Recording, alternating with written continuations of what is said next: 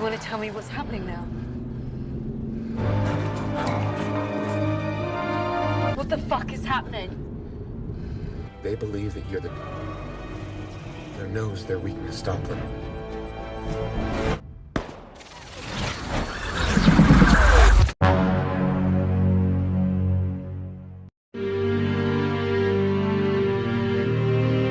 Halo para pejuang rupiah dimanapun kalian berada dan apa kabarnya. Senang sekali kali ini saya si pengangguran ini dapat berjumpa lagi dengan kalian semua.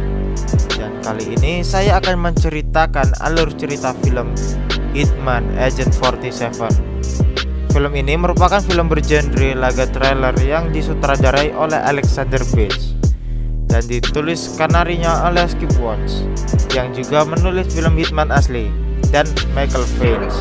Film ini didasarkan pada seri video game Hitman yang dikembangkan oleh IO Interactive dan karakter utamanya adalah seorang pembunuh botak misterius yang hanya dikenal sebagai Agent 47. Dan film ini dirilis secara teatrikal pada 21 Agustus 2015 dengan durasi 96 menit. Film ini mendapat skor 5,7 dari 10 di situs IMDb. Film ini berhasil memperoleh pendapatan box office sebesar 82,3 juta dolar, di mana 59,8 juta dolar berasal dari penayangan internasional. Kebayang gak tuh seberapa banyak duit mereka? Sementara biaya anggaran produksi film ini adalah 35 juta dolar. Yang pengangguran sabar ya. Lanjut, daripada saya tambah pusing memikirkan duit mereka, langsung saja simetriskan posisi rebahan, jauhkan pikiran kotor, dan like, comment, and subscribe. Kalau udah, ini dia intro dulu dong.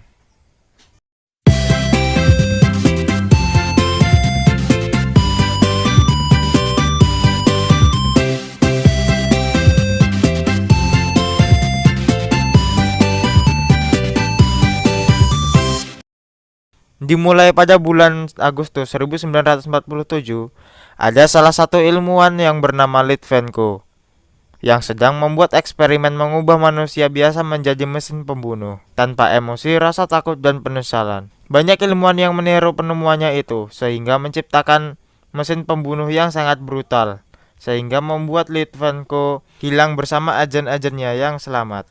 Namun ada salah satu orang yang bernama Antoine. Ia meniru program itu, namun ia sudah mencobanya banyak kali, ia selalu gagal. Sudah tidak ada cara lain, ia memfokuskan untuk menemukan ilmuwan itu supaya ia bisa menanyakan rahasia keberhasilan Litvenko membuat agen. Antoine menugaskan Dr. Albert Derliego untuk mencari keberadaan Litvenko.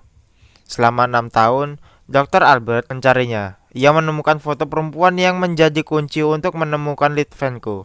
Dan diketahuilah bahwa wanita itu adalah anak dari Litvenko yang bernama Katia. Ia sekarang berada di Jerman. Setelah Derriego berhasil melacaknya lewat Google Maps, tiba-tiba sistemnya ada yang mensabotase, sehingga Derriego ini dievakuasi dari tempat itu. What the hell is happening? I don't know, sir. Di tengah perjalanan, semua mobil anak buahnya hancur oleh bom dan senjata yang sepertinya sudah disetting sebelumnya.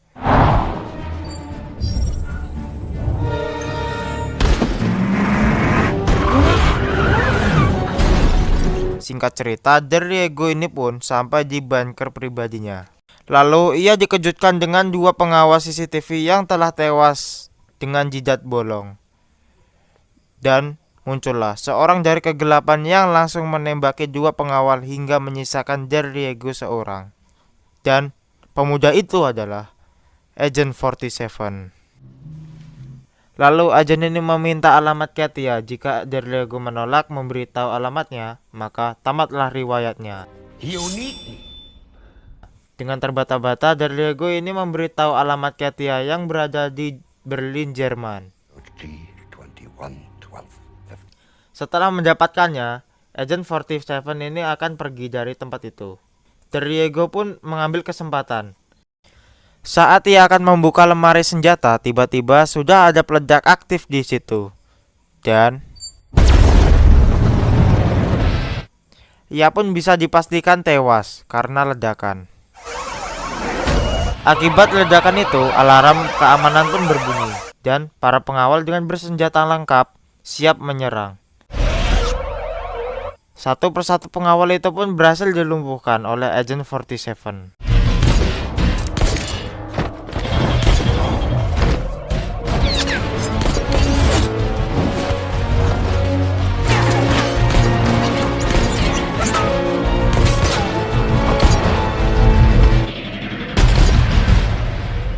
Dan inilah Agent 47.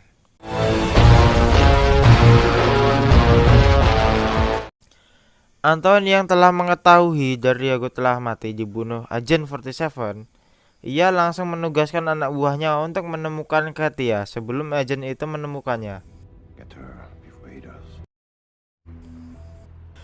Scene pun beralih saat di Berlin, Jerman. Katia yang ditemani profesor sedang mencari ayahnya.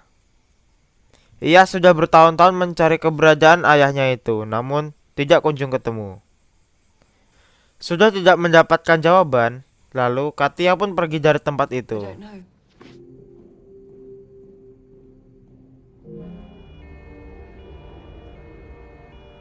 Singkat cerita, Katia baru keluar dari sebuah bis dan terlihat ada seseorang yang tampak memperhatikannya. Saat dalam perjalanan, seketika ia berhenti dan melihat kilasan masa depan di pikirannya.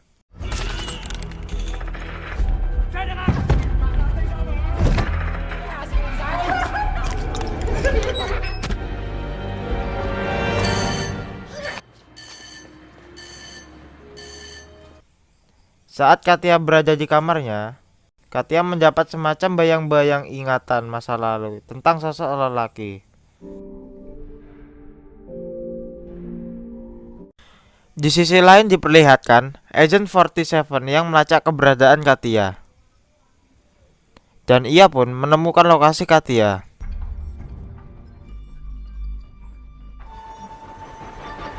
Saat Katia sedang terlelap, tiba-tiba ia melihat bayang-bayang masa depan. Lalu ia melihat Agent 47 yang menuju ke rumahnya. Merasa dirinya terancam, Katia pun langsung bergegas pergi dari tempat itu menuju ke stasiun.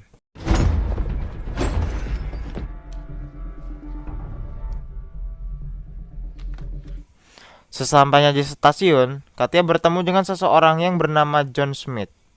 Dan kita sebut aja orang ini John. John Smith. Lalu John pun menawarkan bantuan kepada Katia. Katia pun bingung dan terheran-heran, dan ia pun berbicara dalam hatinya yang berkata, sok kenal lu. Dan si John menceritakan bahwa agent itu berusaha membunuhnya, dan John memberi sedikit info tentang ayahnya Katia. Belum sempat si John menceritakan ayahnya dengan sepatah kata pun, lalu Agent 47 itu pun datang dan menembaki mereka berdua.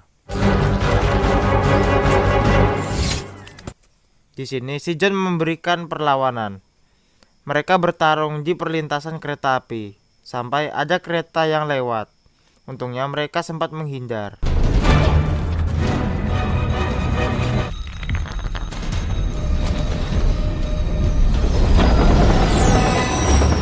Katia lari sekencang-kencangnya dan bertemu dengan John yang sudah menunggunya di situ. Lalu mereka pun bergegas pergi dengan menggunakan mobil temannya yang sudah menunggunya di situ. Si agent pun tidak tinggal diam.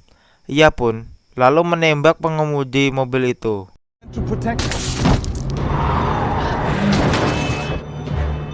Lalu John dan Katia pun memutuskan untuk kabur dengan berjalan kaki. Si John pun menceritakan bahwa ia bekerja pada perusahaan sindikat internasional dan tugasnya adalah untuk melindungi Katia dari Agent 47.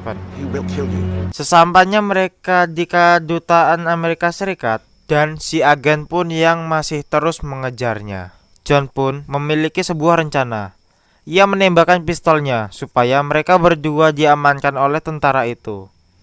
Dan rencananya itu untuk menghindar dari kejaran Agent 47. Dan terlihat Katia yang sedang diinterogasi oleh Tuan Sanders di kantor kedutaan.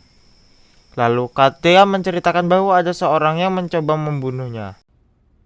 think someone's trying to kill me.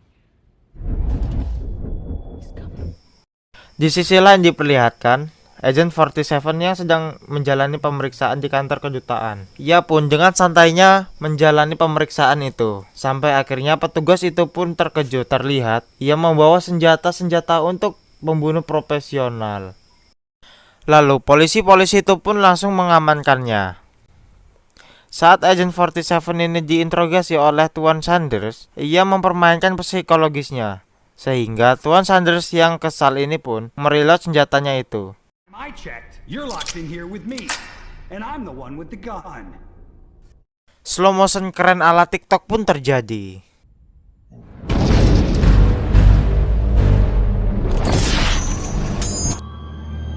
Do you love your children enough to die for them? Di sisi lain, John dan Katia pun berhasil kabur. Terlihat di sini si agen ini menyamar sebagai polisi. Dengan kemampuan yang ia miliki, ia membidik dari atas gedung. Lalu ia menembak dan berhasil mengenai lengan kanan Katia.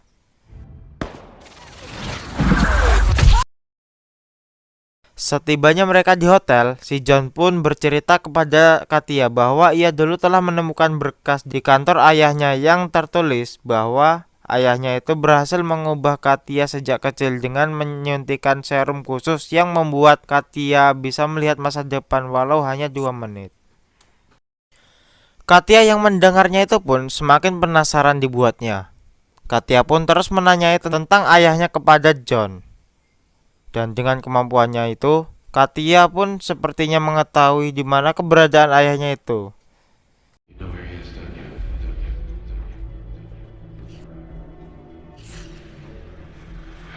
Si John pun sepertinya memanfaatkan situasi ini untuk menemukan ayahnya Katia. Si John menanyai keberadaan ayahnya Katia. Belum sempat Katia menjawabnya, teleponnya itu pun tiba-tiba saja berdering. Lalu John mengangkatnya.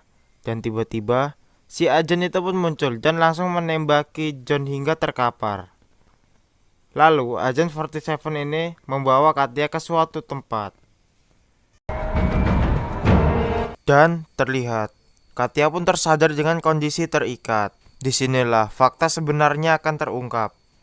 Bahwa si agen tidak bermaksud membunuh Katia. Justru ia menyelamatkannya. Si agen pun memberitahu Katia bahwa John adalah utusan Antoine. Ia tahu bahwa Katia menjadi kunci untuk menemukan ayahnya. Lalu Katia pun diperlihatkan flashback masa kecilnya dulu bersama si agen. Dan ternyata mereka dulu adalah teman yang sangat akrab karena penelitian itu dihentikan. Katia pun mengingat saat ibunya itu terbunuh dan saat ayahnya meninggalkan Katia kecil di bawah selokan. I know. You can ask him yourself. Lalu si agen menguji kemampuan yang dimiliki Katia. Yang dimana si agen ini menghidupkan mesin pesawat raksasa yang siap mencincangnya.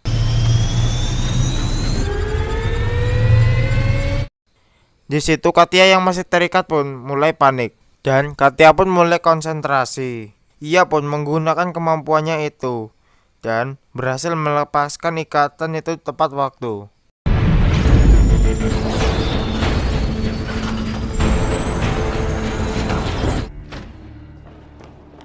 That took you too long.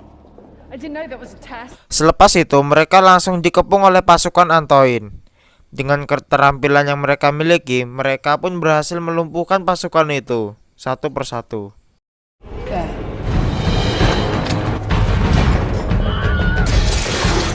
Area 4. Gotcha. Now.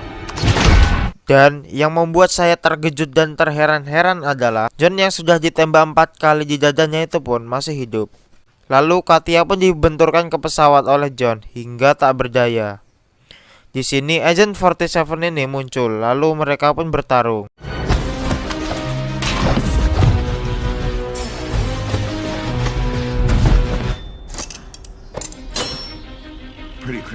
Saat Agent 47 ini terpojok, Katia pun datang untuk menolongnya.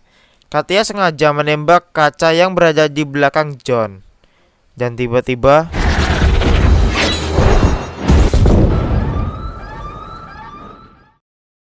Setelah berhasil lolos, Agent 47 mengatakan John Smith adalah percobaan dari perusahaan sindikat profesional, di mana tubuhnya yang dilapisi titanium cair yang ditanam di bawah kulit, sehingga tubuhnya kebal terhadap peluru. Experiments, but Si agen pun bertanya kepada Katia, di mana ayahnya itu berada. Katia pun sempat curiga dan tidak percaya kepada si agen, karena Katia ini belum mengenal agen lebih jauh. Dan yang Katia khawatirkan adalah si agen ini orang yang diutus untuk membunuh ayahnya. Namun entahlah, hanya tukang kayu yang tahu.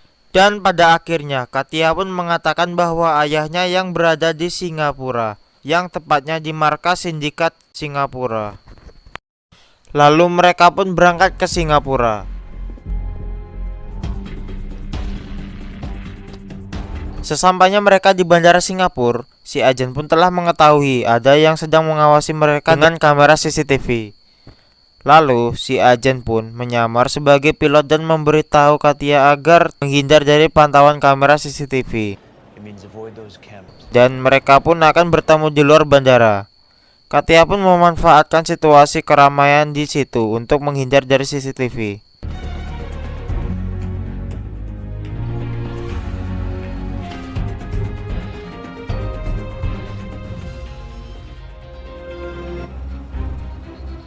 Singkat cerita, Katia pun sudah berada di pintu keluar dan terlihat si agen yang sudah menunggunya di mobil. Lalu mereka pun pergi dari bandara itu. Singkat cerita, pada keesokan harinya, Katia pun akhirnya bisa bertemu dengan ayahnya untuk pertama kalinya setelah belasan tahun tidak berjumpa. Lalu ayahnya itu mengungkapkan bahwa ayahnya dulu meninggalkannya karena untuk menghindarkan Katia dari bahaya. Dan tidak lama kemudian, beberapa orang suruhan Antoine akan menembak Litvenko. Beruntungnya, si agen lebih dulu menembak mereka. Lalu mereka bertiga pun berusaha kabur dengan membawa mobil mewah. Namun mereka dicegat oleh John.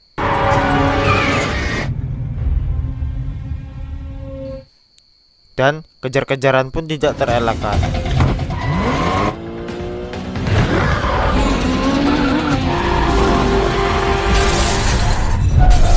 Holy shit! Trust me.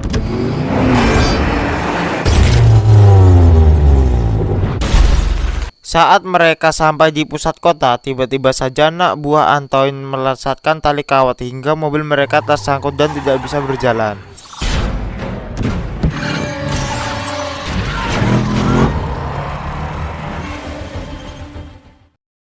Sudah cukup bersabar, Agent 47 ini turun dari mobil dan langsung menembaki mereka.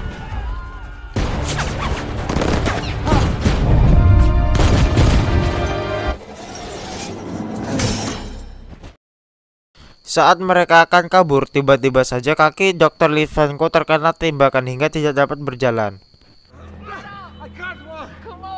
Litvenko pun tertangkap dan dibawa ke markas Antoine. Dr. Litvenko pun diinterogasi untuk buka suara tentang rahasia pembuatan agen tersebut. Litvenko pun tutup mulut. Tak lama kemudian, Agent 47 itu pun datang dengan menggunakan heli. Dan si agen itu menawarkan pertukaran antara Litvenko dan Katia. Si agen mengatakan bahwa rahasia di balik pembuatan agen itu berada di dalam tubuh Katia. Locked inside her DNA. Dan ternyata itu adalah rencana dari Katia dan si agen untuk membebaskan ayahnya Katia. Lalu Katia menabrakkan helinya ke gedung.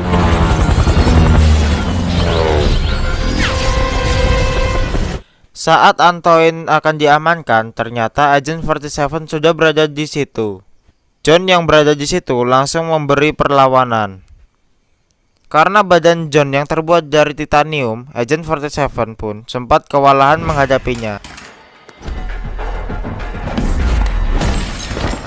Dan pada akhirnya, si agen pun tahu bahwa kelemahan si John adalah listrik. Lalu si agen pun mensetrum John hingga gosong. Dan terlihat Antoine yang bersama ajudannya membawa Dr. Litvenko menuju atap untuk melarikan diri dari situ menggunakan heli. Agent 47 bersama Katia pun mengejarnya menuju atap. Tibanya di atap, mereka berdua pun langsung menembaki pengawal yang ada di situ.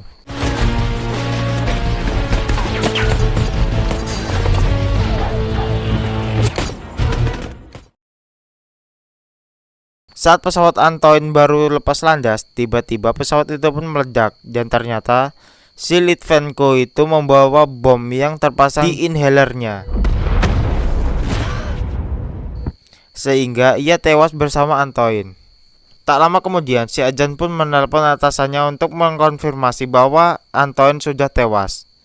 Dan ternyata sebenarnya si ajan ini ditugaskan oleh seseorang untuk menghabisi Antoine dan Katia. Karena Katia adalah teman dekatnya, si ajan pun melanggar perintah atasannya. Set you free. Dan tak lama kemudian, datanglah satu ajan lagi yang mendapat perintah untuk menghabisi ajan 47 bersama Katia. Diana says hello.